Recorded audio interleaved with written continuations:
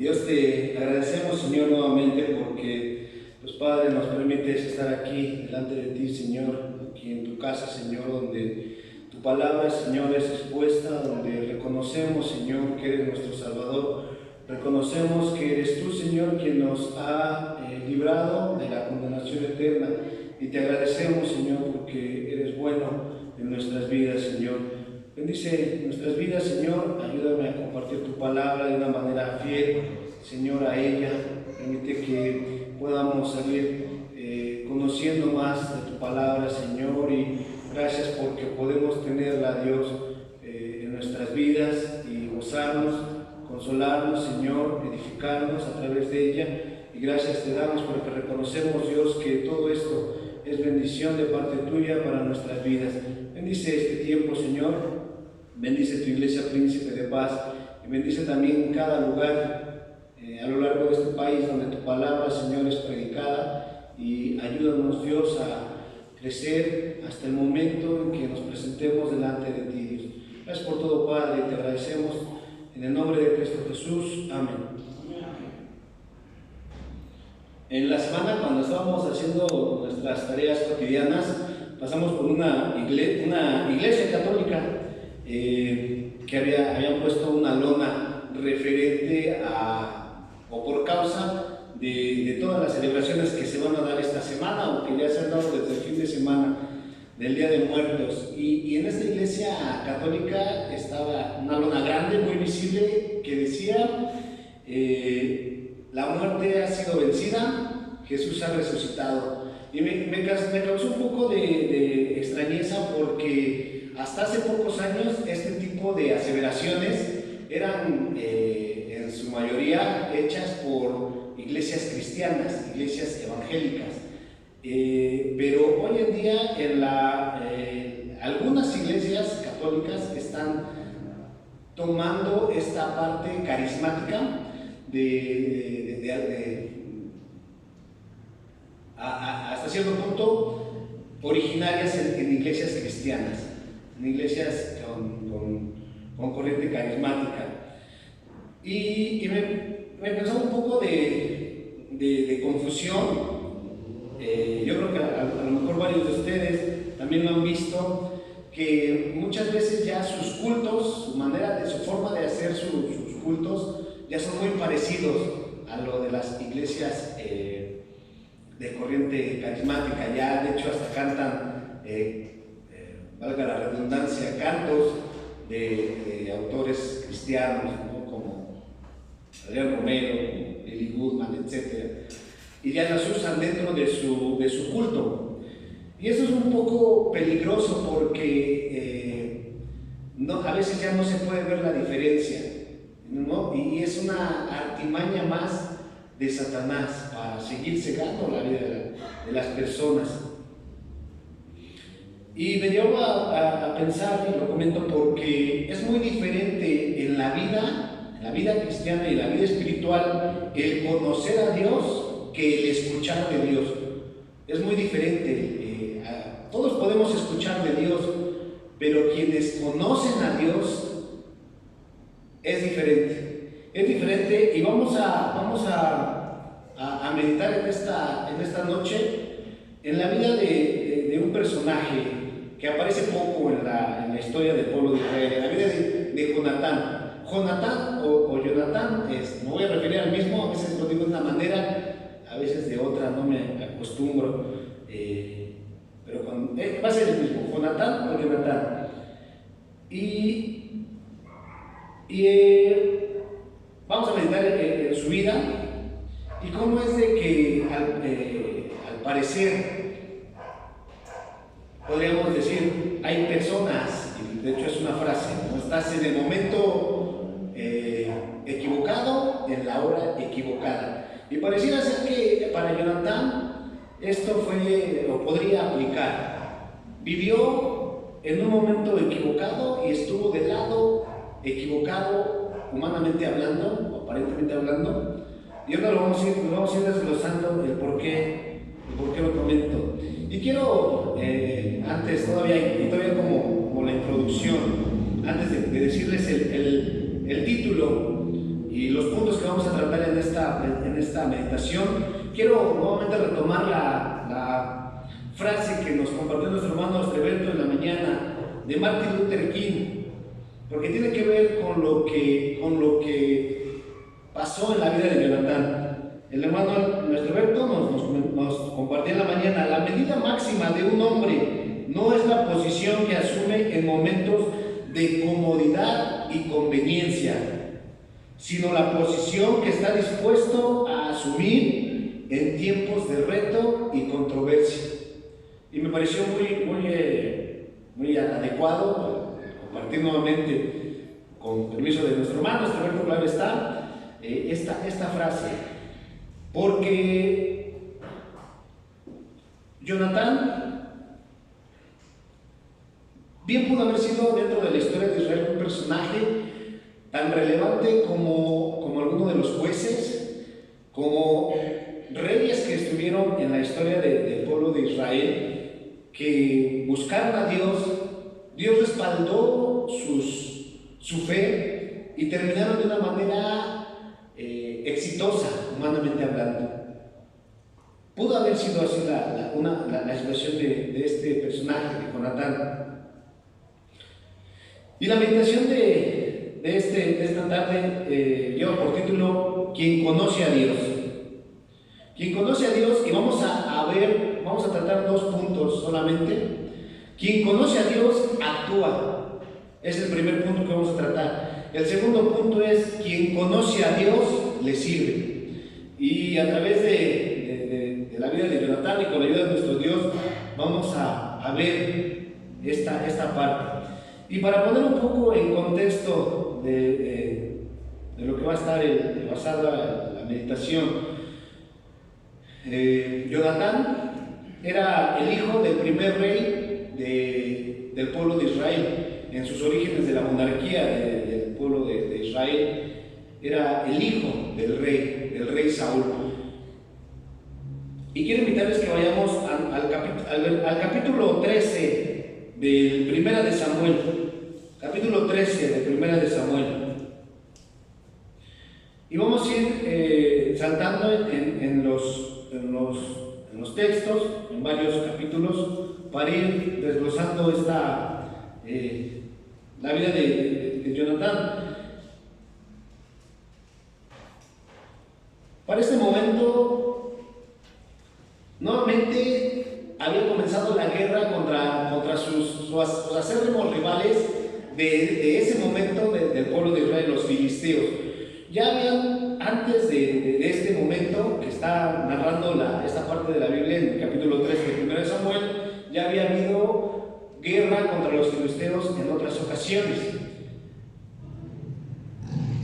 Y es aquí donde aparece no por primera vez, sino la persona de Jonatán. En el versículo 3 de 1 de Samuel 13, yo lo leo, ustedes síganme en silencio.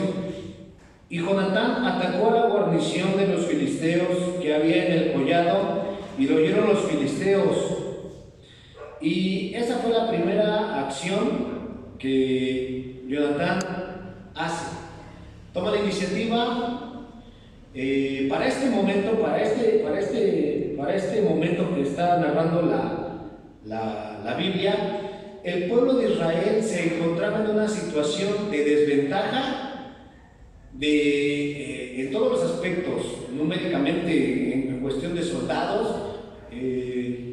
Vuelvo a repetir, eran los inicios de la monarquía o del gobierno monárquico en el pueblo de Israel. Apenas estaban estableciendo las bases, estaban estableciendo pues la manera del nuevo gobierno. A diferencia del pueblo filisteo, que ya tenía experiencia y ya tenía un pleito casado con el pueblo de Israel. Pero en este momento había nuevamente guerra. A este momento ya nuevamente Saúl había fallado en cuanto a las órdenes que había recibido por medio del profeta Samuel de parte de Dios. Dios le había dicho a Saúl que esperara cierto tiempo para confirmar el reino. Para ese momento Saúl se había apresurado y había él mismo ofrecido el sacrificio hacia Dios, algo que no debía de haber hecho, pero él lo hacía. El líder del pueblo de Israel estaba haciendo cosas que no le convenían ni a él, ni al reino, ni al pueblo en general. Pero en este momento, aparte de eso, solamente para una guerra contra los filisteos contaban con 2 armas nada más. Una era la de Saúl y otra era la de Jonatán. Y todos los demás soldados que pudieran haber, que eran 600, lo vamos a ver en momentos en un pasaje más adelante, los demás contaban con herramientas, azadones, rejas, las hachas y otras herramientas que eran para la agricultura, para la leña. No eran armas en sí, eran herramientas de trabajo. Y todo eso lo comento para poner en manifiesto la desventaja, la clara desventaja que tenía el pueblo de Israel ante el pueblo de los filisteos, ante esta guerra. Dice voy a invitarles que vayamos al versículo,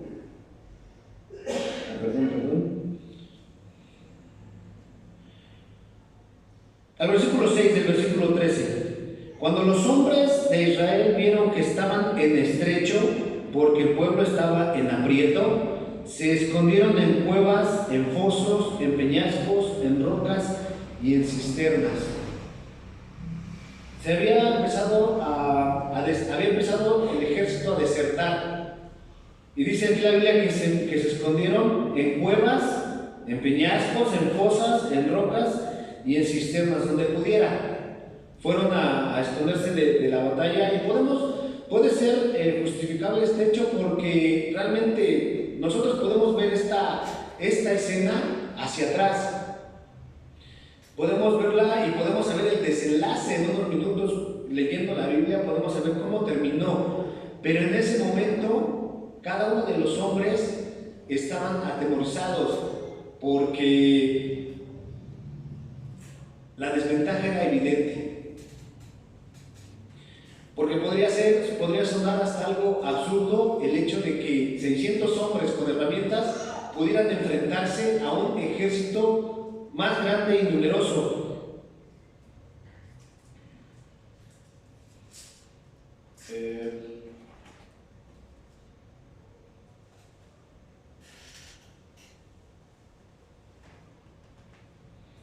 Perdón, se me fue el texto, donde nos narra cuánto era el número de los filisteos. 13:5. Gracias, hermano. Dice en el versículo 5, sí. Entonces los filisteos se juntaron para pelear contra Israel 30,000 carros. 30,000 carros. 6,000 hombres de a caballo, y pueblo numeroso como la arena que está a la orilla del mar. Y subieron y acamparon en Migmas, al oriente de Bet-Aven. 30,000 carros, 6,000 hombres de a caballo, y pueblo numeroso como la arena del mar, contra 600 hombres. Y aquí es donde quiero empezar a compartir la enseñanza. Cada uno de los del pueblo de Israel, contados Saúl y Jonatán, habían sido testigos unos años antes cómo Dios había dado una salvación grande también contra los filisteos, cuando Dios hizo tronar desde el cielo tan fuertemente que los filisteos se espantaron. Cada uno de ellos sabían lo que Dios había hecho en su pueblo Israel desde la salida de Egipto, cómo con mano poderosa Dios había sacado a su pueblo. Sabían la historia desde el tiempo de los jueces hasta este tiempo del inicio de la monarquía, cómo Dios había dado salvación numerosas veces a su pueblo de Israel cuando clamaban a Él, cuando le buscaban. Y prácticamente lo sabía Saúl, y de seguro que lo sabía todo el pueblo en general. Pero en esta situación de desventaja, en esta situación desfavorable y negativa que tenía todo el pueblo de Israel. Surge esta persona, surge Jonatán. Y quiero invitarles que vayamos al capítulo 14. Capítulo 14, versículo 6. Dijo pues Jonatán a su paje de armas: ven, pasemos a la guarnición de estos incircuncisos.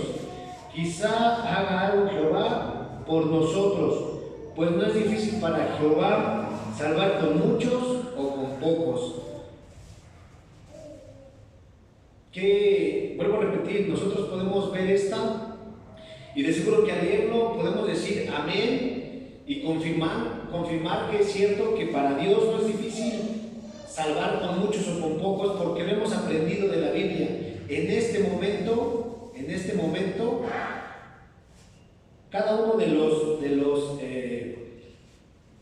del pueblo de Israel conocían su historia, conocían al mismo Dios en apariencia, pero solamente Jonatán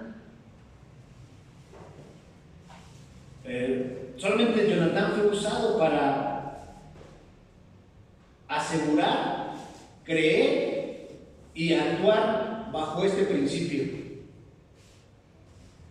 Todos lo sabían, ¿no es así? ¿O sería que el único que supiera todas las obras grandiosas de Dios en ese momento en el pueblo de Israel solamente las supiera Jonatán? No lo creo, todos lo sabían, todos habían escuchado de Dios.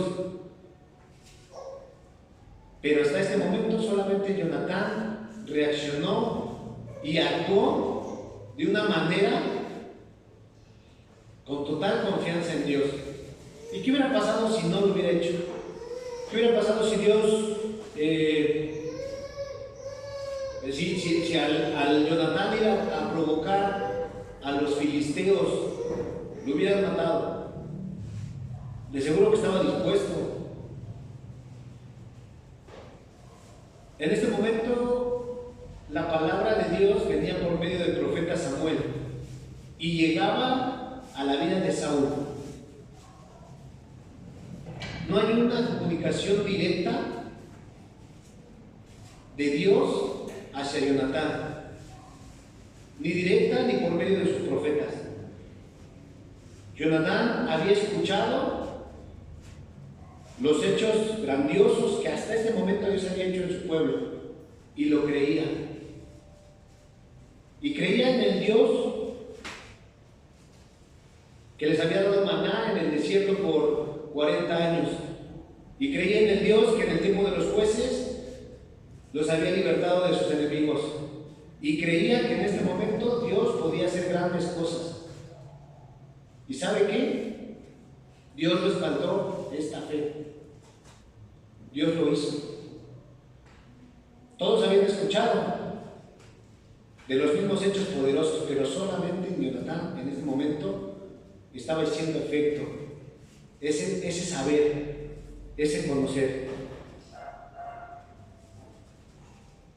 Dice en el versículo 15 ahora del mismo capítulo 14 de 1 de Samuel: y hubo pánico en el campamento y por el campo y entre toda la gente de la guarnición. Y los que habían ido a merodear, está hablando de los filisteos, también ellos tuvieron pánico, porque para este entonces había empezado la matanza de Jonatán y su paje de armas contra los filisteos.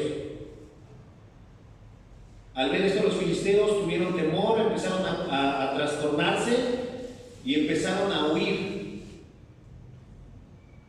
Dice la Biblia que eran como 20 personas que habían matado hasta este momento Jonatán y su paje de armas del pueblo de los filisteos. Pero vamos a ver qué es lo que dice al final de este versículo 15. Y la tierra tembló, hubo pues gran consternación, y la tierra tembló. Tal vez Jonatán pudo haber sido muy valiente y pudo haber dado su vida por su nación, pero Dios hizo temblar en este momento. Dios respaldó y Dios, por decirlo así, Dios apoyó a Jonatán Y Dios, a través de su poder, hizo temblar la tierra y los filisteos nuevamente fueron vencidos.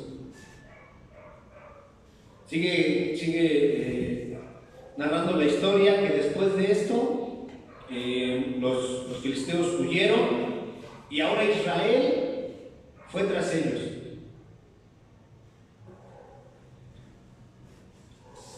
Realmente, y por ello comentaba en mi introducción,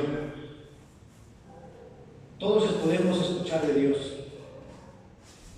pero Dios quiere que en cada uno de nosotros lo que escuchamos a través de las predicaciones, a través de los himnos, a través de su palabra, realmente pueda generar una confianza tal que en momentos de controversia, en momentos de desventaja, podamos confiadamente actuar de manera que Dios traiga bendición a nuestras familias, a nuestra generación, a nuestra iglesia, en nuestro trabajo. Dios quiere que podamos tener esa confianza en Él, esa fe, como Jonatán, que nos lleve a actuar en cada día, en este mundo que cada vez está en decadencia, cada vez más se sume en situaciones, pues, peligrosas, como las que nos comentaba nuestro hermano Ali ahora en la dirección. Y eso es en general, no solamente es en este mundo, no solamente es en este país, es en todo el mundo. Dios quiera que pueda haber, hasta que Él venga, hijos suyos, cristianos, que el conocimiento, que lo que escuchamos podamos creerlo y aplicarlo para bendición.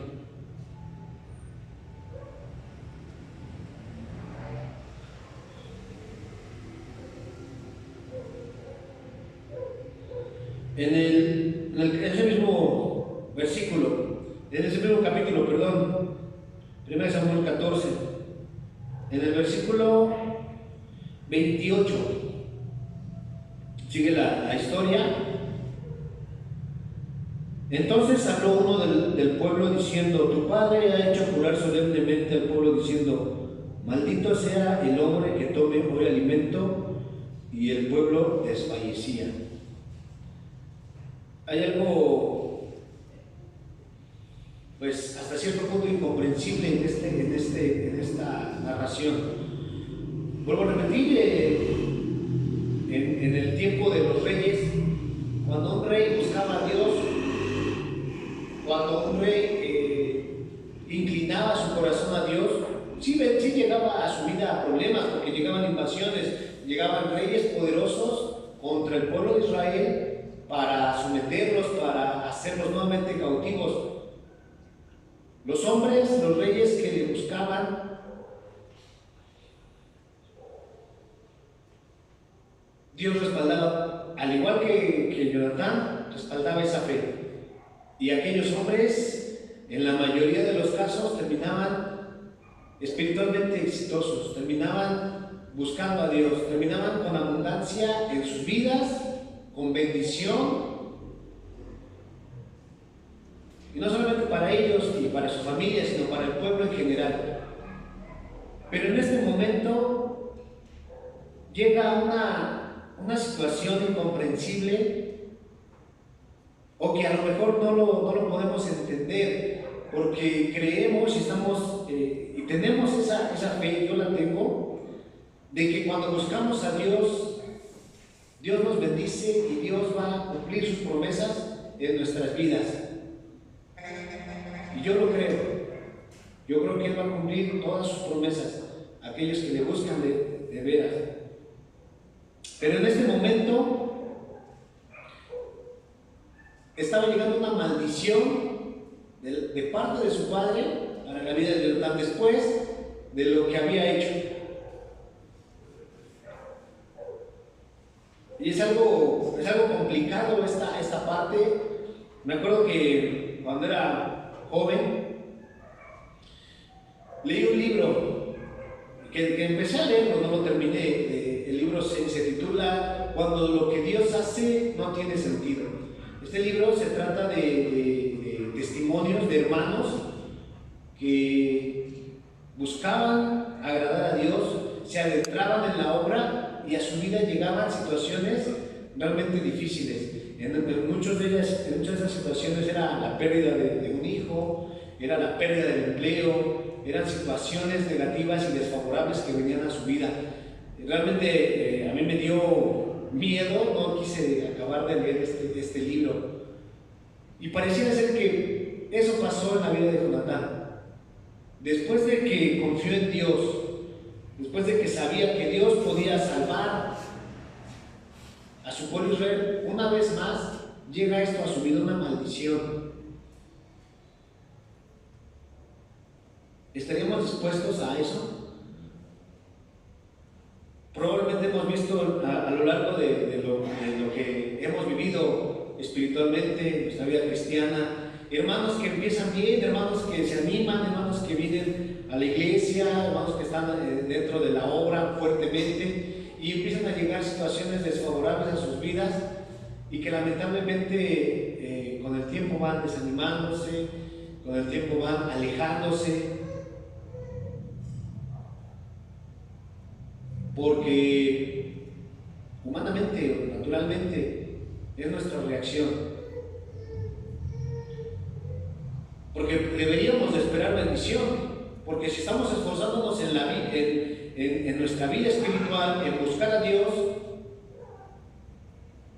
esperamos bendición.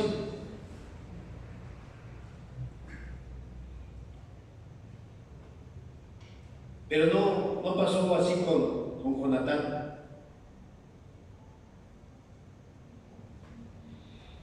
En el versículo 45 del mismo capítulo 14,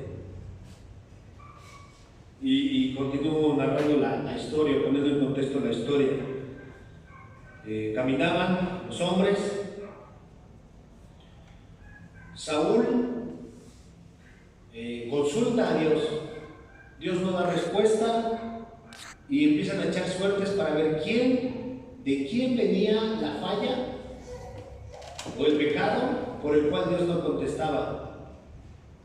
Cae en la persona de Jonatán, y su padre lo quería matar y lo juró. Dice en el versículo 45: entonces el pueblo dijo a Saúl: ¿ha de morir Jonatán, el que ha hecho esta gran salvación?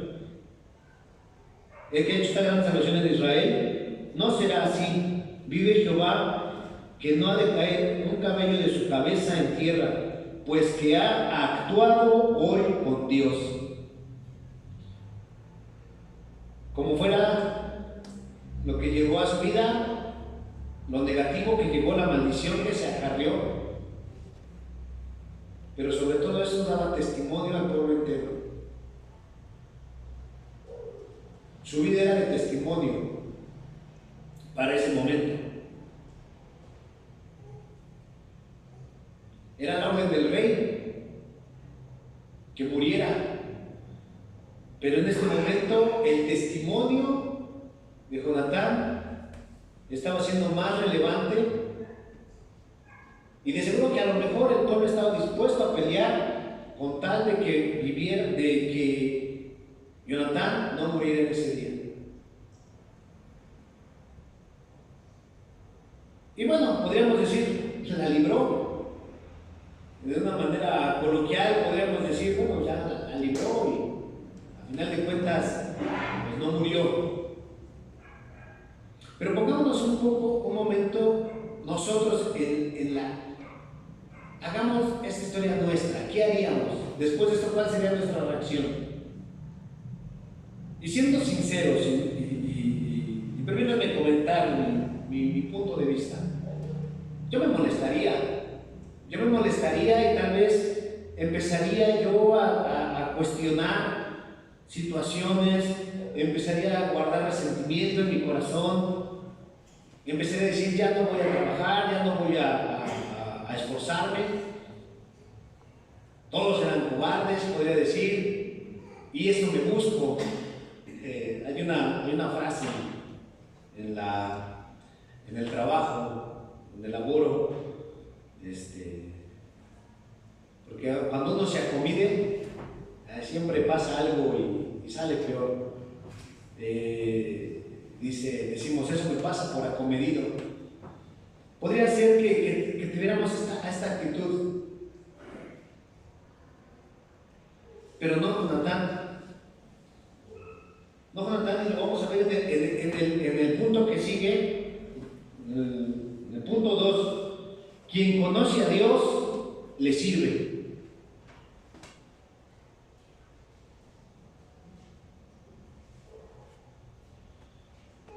Voy a invitarles que vayamos ahora al capítulo 18 y voy a darle lectura al versículo 2 al 4. Ustedes me siguen, por favor, con la vista. Y Saúl le tomó aquel día y no le dejó volver a casa de su padre. E hicieron pacto Jonatán y David, porque él le amaba como a sí mismo. Y Jonatán se quitó el manto que llevaba y se lo dio a David, y otras ropas suyas, hasta su espada, su arco y su talabarte. Para este momento ya había pasado tiempo también, y ahora acababa de pasar la gran historia del capítulo 17, donde David entra en escena, mata a Goliat, y esto que acabamos de leer es después de esa parte. Pues pareciera ser que Jonatán, aparte de todo lo que le pasó, no se desanimó. No se desanimó porque dice en el versículo 3, él le amaba como a sí mismo. ¿Y cuál es el segundo gran mandamiento, hermanos, que nuestro Señor Jesús nos dejó? Amarás a tu prójimo como a ti mismo. Y dice aquí la Biblia que lo estaba haciendo. Estaba amando a su prójimo como a él mismo. Estaba amando al que le iba a quitar el reino. Estaba amando al que lo iba a sustituir. Para este momento ya Saúl completamente había sido desechado. En el primer punto, Saúl solamente su reino había sido recortado. No iba a ser duradero. Para este punto, nuevamente por desobedecer, Saúl ya había sido desechado. Y por ende, junto con toda su casa, Jonatán ya no debería ser rey. Y él probablemente lo sabía. Saúl, en su relación con David, quiso matarlo para no perder el reino. No así Jonatán.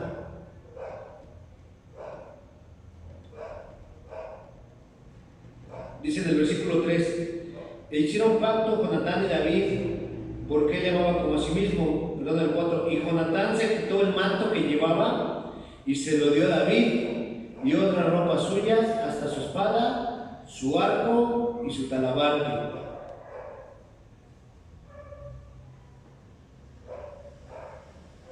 Eran sus insignias de príncipe. Eran utensilios que solamente la gente importante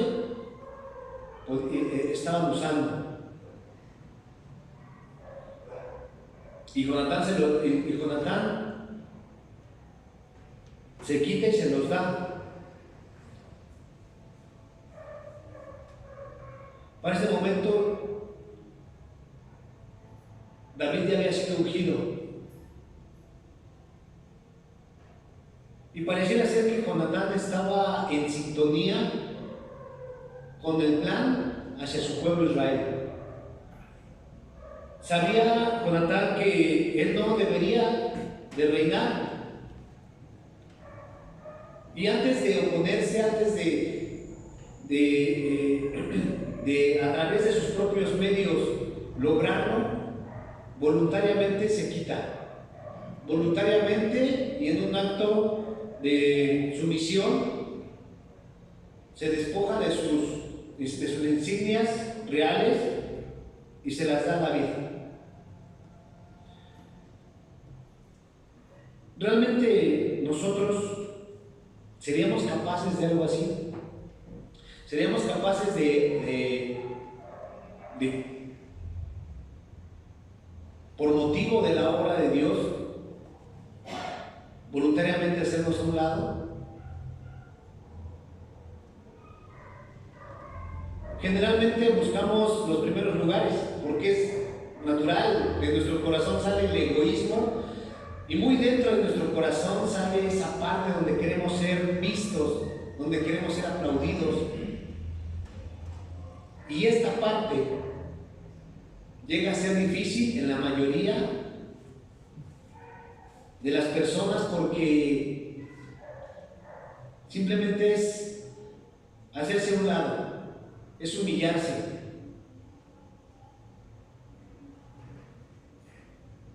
No lo estaba haciendo Jonatán. Voluntariamente se estaba... y yo creo que él sabía todo lo que estaba perdiendo. Las riquezas,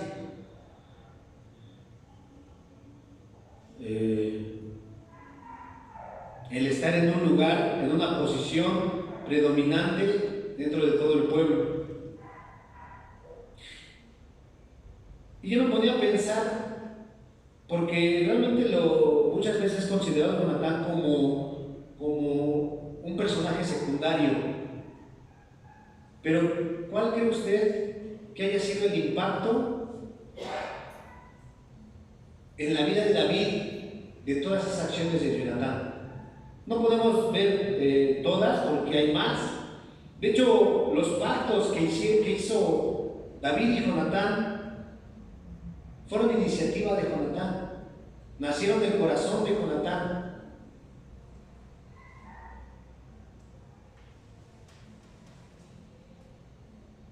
Y no solamente en ese momento, sino que a lo largo de la historia se recuerda a Saúl, se recuerda en sus contemporáneos a Saúl, a Samuel, a David, pero poco se recuerda a Jonatán, porque estuvo dispuesto a hacerse a un lado con tal que la obra de Dios, el plan que Dios había hecho para su pueblo, siguiera adelante y con tal de no entorpecer esa obra. Y aún más, en 1 Samuel 23, versículos 16 y 17. 1 Samuel 23, versículos 16 y 17. Dice, y le dijo, bueno, para este momento, quiero darles también el contexto, para este momento, David estaba huyendo de Saúl, ya tenía tiempo huyendo, ya era a todas luces la intención de Saúl de matar a David. Y antes de esta situación, el mismo Saúl se había enojado con su hijo y lo había ofendido fuertemente por el hecho de estar en favor de David. Jonatán busca a David nuevamente es aquí Jonatán quien busca a David. Versículo 23, versículo 16 y 17, perdón. Entonces se levantó Jonatán, hijo de Saúl, y vino David en Ores. Y vamos a ver lo que dice aquí, hermanos. Y fortaleció su mano en Dios. No solamente se estaba haciendo a un lado para que reinara otro, sino que lo estaba guiando, lo estaba fortaleciendo en Dios.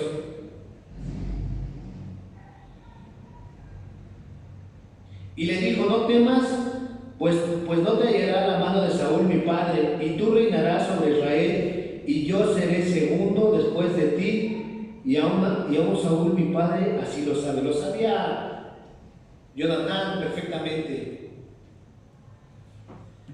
Y humanamente hablando, ¿quién haría esto?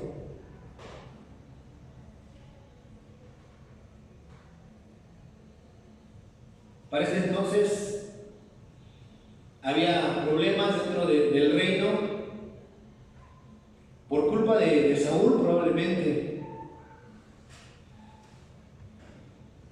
Pero pareciera ser que Jonatán sabía perfectamente lo que venía a través de la vida de David, por medio de David, Dios usando a David. Y él quería ver el tiempo más glorioso del pueblo de Israel fue ese. Es considerado su época de oro. Y él no quería entorpecer esa parte.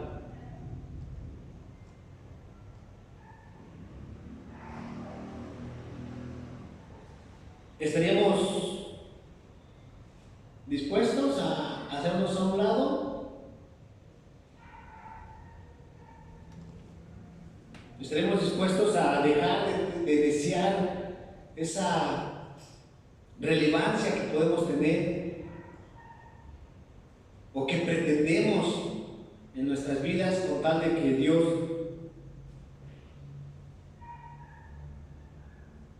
bendiga su obra en este lugar,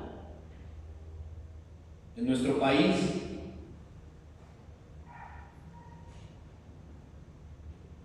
Dios quiera que podamos tener siempre ese sentir de Jonatán. Y aunque tal vez no lo sabía completamente cómo sería la gloria de Israel unos años más adelante, porque no lo pudo ver.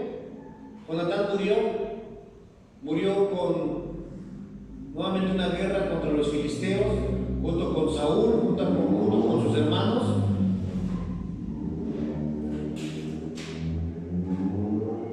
Y quedó de ahí en adelante en segundo lugar. ¿Qué tan dispuestos estaríamos nosotros? ¿Qué tanto conocemos a Dios que nos lleve a actuar? ¿Y qué tanto conocemos a Dios de manera que nos lleve a servirle y cumplir el propósito por el cual Él nos ha llamado? Y puede ser que nuestro final sea exitoso, pero ¿y si no? ¿Y si nos vamos? ¿Y si cuando el Señor nos llame nadie se da cuenta? ¿Estamos dispuestos a ir? Enfoquemos nuestra mirada en lo que nos espera